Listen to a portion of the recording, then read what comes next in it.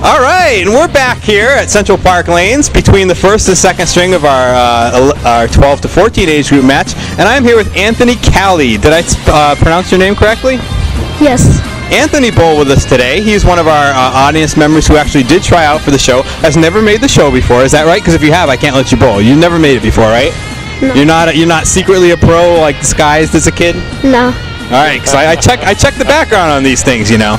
We've got McDonald's gift cards for him, and right now McDonald's sounds really good. I'm pretty hungry. So I'm going to throw one ball. That's the rule. However many pins I knock down, you're going to get up to 3 balls to beat me. If you beat me in 1 ball, we'll give you $20 in McDonald's gift certificates. If you beat me in 2 balls, we'll give you 15. If you beat me in 3 balls, we'll give you 10. And just for competing, we'll give you a $5 gift certificate if you don't beat me. I had my very first victory ever last show. I threw a strike, but you don't think I could possibly throw 2, right? Yeah. He's thinking about it. What do you want me to throw? Tell him it's ready to go. Something low, right? All right, and I can use your balls. That's all right? Yeah. All right, here goes. You're going to take a seat for a minute and watch this, and then you're going to try to beat me. Here we go. You got it? Well, Shu threw a strike last week. He improved on last month. Let's see what he can do this time. Finish him. He's on the headband again. A double! Fatality. Goodness! What did he eat today? Sorry. He must have ate his Wheaties for breakfast. Anthony, Chris I'm gonna give Winiard you a just bonus told me. here. I think he All had you his have to do is Wheaties. time me. You're going to get $5 no matter what. If you can throw a strike and time me, I'm going to give you a free iPod, okay? We have one over there. If you can throw a strike. Wow! There's a nice incentive. He's got his Josh Beckett shirt on. We were hoping he could throw a strike like Beckett. He's looking for the spare. It's a good try. Okay, one more ball to clean him up.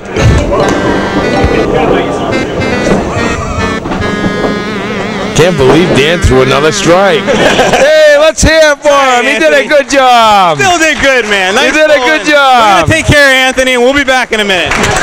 We're back with game 2, and our young ladies are ready to go. Samantha Lewis is going to lead us off in this final game. Samantha's ready to go. Samantha, great ball. Get over. She has really good form. Nice big back arm swing. No luck on that spare leave, Dan. We keep saying that over and over for her. She is not catching any breaks yet. Hopefully that'll change. Could have been a strike with a little bit of luck. She's going to try to make the shot. A good effort. Brianna Gendro off to the right side. Gets some good action. Throws a lively ball. When it hits those pins, they go flying. And a nice 9 by Samantha Lewis. And Brianna settles for 8. We have a close match. The Massachusetts Youth Travel League was just here last week competing. They also came down here to East Boston, had some fun. We have finally Samantha has her first really good spare leave of the day. Let's hope she has a little luck here and able to convert it, Dan. Yeah, I was hoping Just a little too much to the left. It was a good try, though. Good throw, settles for 9. And Brianna Gendro looking for a big out. It's down to 7. Yeah, we have a 1-mark game right now. At the end of this game, we're going to have the high-low jack shot. That's where we set up the 1 pin, the 7 pin, and the 10 pin. And if the kids can convert that on the first ball, we'll give them a $25 gift card. If they can clean them up on the second or third ball, we'll give them a $5 gift card. Lewis on the object pin again. First and second ball. She's been on the object pin probably the most out of any bowler here right now. She's right on it every ball. She's bowled very well. And sometimes you just know, even when you don't have a good score, you walk away and you know you bowled well. And she's going to be able to say that, especially when she goes back and watches this on TV. She's going to see that she bowled great, you know, regardless of what the score is. I was really happy to see the kids from Timber Lanes coming up here again, Dan. Isn't it awesome? We haven't seen that crew for quite some time, and if I remember right, the last time we had a bowler from Timber Lanes on was back in the beginning, and I think the bowler's name was Michelle Eklund. There's a Hey, there we go. There Maybe it is. Michelle Eklund brought Samantha a little luck there. But Michelle was a great bowler. I think I got that name right. We're talking about Timberlanes, and our Timberlanes bowler throws a strike. Now, we forgot to tell the younger kids. Nice ball. Nice spare. Brianna Gendro with a big spare. This is for a chance at the bowling ball raffle. We have a set of bowling balls. Usually, the person who hits 2 strikes wins it, but we do put them in a raffle. So far, every year, it's only been one winner. We have a winner this year, so she'll be trying to put herself in the raffle along with one other team by throwing a double. Oh, looking for... Hoping for a little backdoor action there. Gendro all over the head pin, filling her spear with 6. Samantha's trying to cut into that lead. And Lewis looking for a spear. She what a does shot. it. 2 consecutive marks. Glad to see that. She If bowled anybody deserved great. that, it would be her. Look out. The crowd's trying to root those pins over. Brianna almost reset. I think her dad was yelling at, you got one more ball. Samantha threw the spare, so she only threw 2 balls. That confused And her a Brianna little. settles for 7. And another respectable 46 half. While Lewis is at 57 in a ball. And the match is all even. Plus whatever she fills. It's whatever Chris Potter can Chris fill fills. on this spare. This is interesting. We haven't had a match turn around like this before. Potter with a big 9, and that's the lead. Our winners will be moving on to the championship show. That'll be the 3rd or 4th weekend of May. Potter unable to convert the spear. He had some tricky wood in there. I'm not sure if he was trying to slide by this front wood on purpose or not. He may have been. Yeah, he may have been. That was a roadblock. This is going to be a great match here because this is rare for this to happen. So we have Lewis and Potter, a new team with us, against the veteran Jonathan Boudreau, who's probably bowled on 20 shows with us before. And the rookies have the 9-pin lead. I can't wait to see how this plays out. I mean, that doesn't faze Jonathan at all. You know, he won't be bothered by being 9 pins behind. Yeah, Jonathan's probably moving in on Kylie Josefiak as having most appearances on our show. Yeah, it's gotta be very close. We haven't seen Kylie yet this year. She's got basketball. I know she's involved with her basketball. There's a big spare by Boudreau.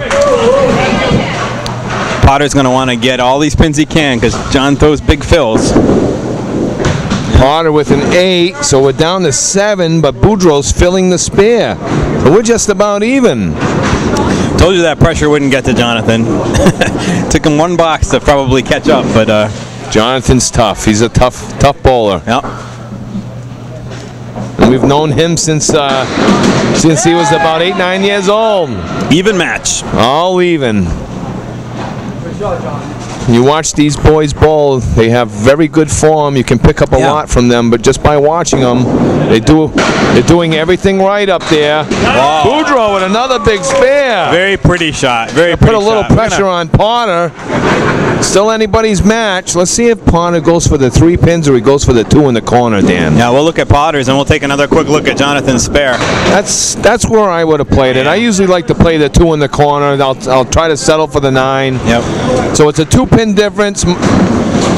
And we still have the fill on the spare for Boudreau with 2 frames remaining. And speaking of spares, Steve, here's one more look at John. Potter would like to throw a big hammer here. Boudreau hit. Boudreau got some really good action on that ball and a nice spare leave. Ball though, it doesn't look like it, but it's deceptively fast. Nice try by Chris Potter. Very nice try. Boudreau. Oh, he converts it for 3 consecutive marks. Always the veteran. 145 is showing through here. You know, and I don't want to take anything away from Chris Potter, who's bowling a nice game himself. Chris Potter, it says here on my card, held a 113 average all the way halfway through this season, so he's not far off from being a mid-1-teens average bowler.